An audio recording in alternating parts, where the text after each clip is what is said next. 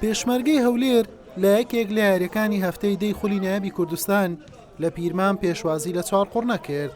چارەگە کاژمێر یەکەم یاریەکە تەنها ئاڵ و گۆڕی تۆپی لە نێوان هەردوو بەخۆیەوە بینی. لە خولەکی 15 بە لێدانێکی بەهێز محەممەد جەوهەر بربەستی یەکسانی بڕی و پێشمەرگەی هەولێری لە یاریەکە بە گۆڵ یەکەم پێشخست. خەریک بوو لەم هێرشە پێشمەرگە بە گۆڵی دووەمیش بکات. مستەفا نەجیبی گۆڵپارێز ڕێگای نەدا. ئەم دەرفەتەش بۆ چوارقوڕ نەهەڵکەوت. سەرتیب حەبیبی گۆڵپارێز تۆپەکەی گرت پێش ئەوەی هێڵی گۆڵ ببڕێت. لانوێ دوم لە خولەکی 53 هەورە و حەمەد لەم لێدانی گۆشەوە سوودی وەرگرت. نیاز سەباحیش بە هەڵە تۆپەکەی خستە گۆڵی خۆیان و بووە گۆڵی یەکسانی بۆ چوارقوڕنا.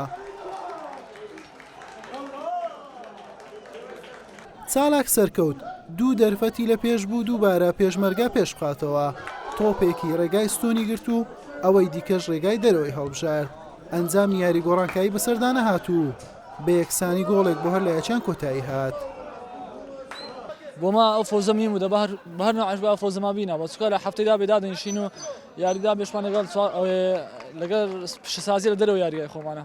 بەڵام الحەمدولیلا نقطەیەکیش باش بوو ئینشاءڵڵا بتوانین لە یاریەکانی دیکە تعویزێ و تعادل بکەینەوە بە سەرکەوتن بگەڕێنەوە بۆ ئەوەی بگەڕێنەوە ڕێزەکانی پێشەوە ئینشاءڵڵا. طبعا ئارکەمە گەل باشترین یانەی کرد. طبعا منافسە خولێت گرتن پێشمەرگە.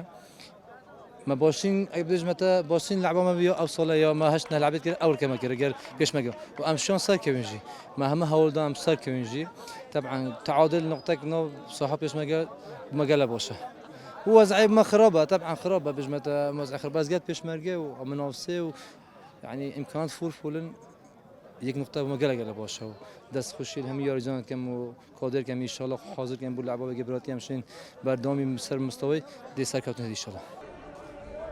بەم شێوەیە پێشمەرگەی هەولێر بە 19 خاڵ لە خانەی دووەمی ڕیزبەندی مایەوە. چوار قوڕنەش بێ سەرکەوتن مایەوە و بە 5 خاڵ لە خانەی پێشکۆتایی ڕیزبەندە. حوسێن محەممەد کەناڵی پێام پیرمام.